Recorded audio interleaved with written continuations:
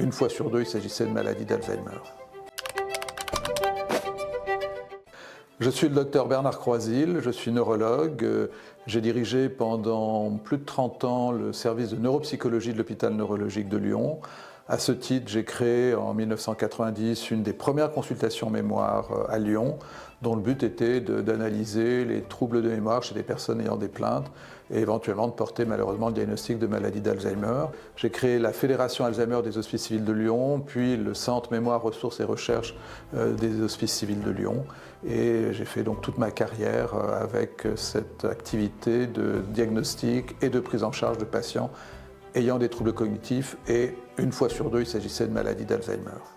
Je fais partie des personnes qui ont contribué à créer l'intérêt du diagnostic et de la prise en charge des patients ayant des troubles cognitifs, altérant l'autonomie, ce qu'on a appelé autrefois les démences, maintenant qu'on appelle les troubles neurocognitifs majeurs.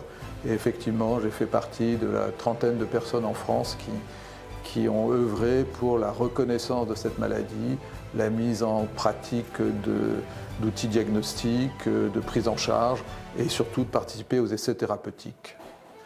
Alors, son nom de maladie d'Alzheimer est bien connu du grand public. Malheureusement, son diagnostic souffre de beaucoup de retard, puisqu'environ un tiers des patients n'est pas diagnostiqué ou avec beaucoup de retard et de délai. Alors que c'est une maladie, enfin l'ensemble des maladies qu'on appelait les démences autrefois, c'est 1 400 000 personnes.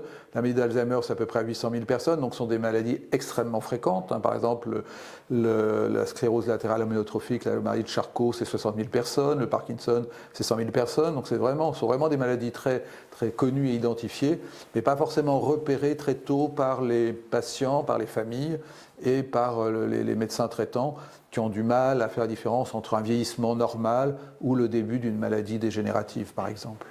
Et alors justement, ces maladies dégénératives, on parle beaucoup de la maladie d'Alzheimer, mais il y en a d'autres, les maladies apparentées.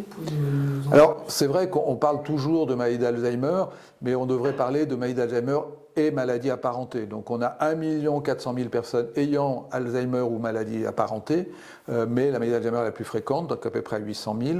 Il y a d'autres maladies neurodégénératives que la maladie d'Alzheimer. L'une qui commence à être connue, c'est la maladie à corps de Lewy disséminée, mais il y a aussi ce qu'on appelle les démences frontotemporales. La maladie à corps de Lewy, on pense en France à peu près 150 000 personnes. Les démences frontotemporales, c'est entre 50 000 et 70 000 personnes. Il y a aussi ce qu'on appelle les démences vasculaires. Là, il ne s'agit pas de maladies neurodégénératives, mais de l'accumulation de lésions vasculaires qui vont avoir un peu les mêmes conséquences sur l'autonomie. Et puis, il y a toute une série de maladies dont je ne dirai pas forcément les noms parce que c'est un peu complexe, mais qui sont aussi bien dégénératives qu'inflammatoires ou infectieuses, qui peuvent donner ces troubles qu'on appelait autrefois démence. Toutes ces maladies, elles ont un tronc commun, elles ont un même mécanisme. En tout cas, si vous pouvez en décrire un, quel serait celui de la maladie d'Alzheimer ? Si l'on s'intéresse au mécanisme que nous appelons la physiopathologie, c'est-à-dire le mécanisme biologique qui va déterminer ces maladies neurodégénératives cérébrales, ce sont toujours des anomalies des protéines cérébrales. Sauf que selon la maladie, il s'agit de protéines différentes. Dans le cas très spécifique de la maladie d'Alzheimer, qui est donc la plus fréquente, on connaît très bien l'existence d'un dysfonctionnement de deux protéines dans le cerveau, l'une qu'on appelle la protéine amyloïde, et l'autre c'est un dysfonctionnement de la protéine tau entraînant une dégénérescence neurofibrillaire. Alors la protéine amyloïde, elle est toxique pour les neurones, c'est une accumulation en dehors des neurones, mais s'il y a des neurones à côté, ces neurones seront détruit, entre guillemets, altéré par la présence de cette protéine. Et cette protéine amyloïde va déclencher à l'intérieur des neurones un processus particulier de dégénérescence des fibrilles, c'est-à-dire de molécules qui vont constituer l'architecture du neurone. Donc là, la combinaison de ces deux protéines anormales entraîne une dégénérescence qui débute biologiquement 15 ans à peu près avant le début des troubles cliniques, et ensuite, une fois que la maladie est cliniquement repérée, on a à peu près 8 à 15 ans d'évolution. Et alors, si on identifie les protéines coupables, enfin responsables, est-ce qu'on peut prévenir la maladie avant l'apparition des signes cliniques, justement ? Waouh! Autrefois, pour porter le diagnostic de certitude d'une maladie d'Alzheimer, il fallait faire une autopsie, et c'est l'autopsie qui nous montrait au niveau du cerveau des lésions, l'accumulation de protéines amyloïdes ou la dégénérescence des fibrilles des neurones. Actuellement, bien évidemment, on essaye de porter le diagnostic de certitude d'une maladie d'Alzheimer chez quelqu'un qui est vivant. Et donc, on le fait actuellement surtout par la ponction lombaire. La ponction lombaire permettant de retirer un petit peu de liquide. Et l'analyse de ce liquide nous montre qu'il y a un dysfonctionnement de ces deux protéines, la dégénérescence neurofibrillaire de la protéine tau et la protéine amyloïde. On espère, dans quelques années, disposer de marqueurs sanguins. C'est-à-dire qu'au lieu de faire une ponction lombaire, on fera une prise de sang et on pourra repérer ces deux anomalies. Pourquoi faut-il repérer biologiquement l'existence de ces anomalies? C'est que si on veut trouver des traitements pour stopper ou très fortement ralentir, voire pour guérir la maladie, il faut qu'on ait des molécules, enfin des médicaments, qui puissent agir contre ces dysfonctionnements biologiques. Donc c'est là l'intérêt de la recherche, avoir un diagnostic facile un jour par une prise de sang et disposer de médicaments dont l'objectif sera d'attaquer ce processus biologique. Après, on sait que l'on dispose de moyens de prévention, mais là, c'est un petit peu plus complexe et peut-être que je le raconterai tout à l'heure et je suis désolé, j'aurais peut-être pas dû aborder cette question. Est-ce qu'on peut anticiper chez un sujet sain l'apparition future de la maladie? Si l'on voulait, avant l'apparition des premiers symptômes, savoir que quelqu'un est porteur des anomalies biologiques d'une maladie d'Alzheimer bien avant les symptômes, c'est-à-dire dans une période qui est environ d'une quinzaine d'années avant les premiers symptômes, là il faudrait faire une ponction lombaire où il faudrait repérer les marqueurs biologiques dans le cerveau, par exemple par des PET scans, malheureusement ce n'est pas autorisé en France actuellement, ou alors un jour peut-être par les marqueurs sanguins lors d'une simple prise de sang. Il est clair que si l'on faisait le diagnostic à ce stade avant les symptômes cliniques, on pourrait proposer des traitements dont le but serait vraiment de stopper, de bloquer la maladie avant l'apparition des signes cliniques. Et ça, c'est pas de la science-fiction? C'est pas de la science-fiction, c'est toute la recherche en cours actuellement et les nouveaux traitements qui sont sortis ont pour objectif ce qu'on appelle des immunothérapies, ont pour objectif d'apporter des anticorps aux patients, anticorps qui vont attaquer le processus biologique de l'Alzheimer.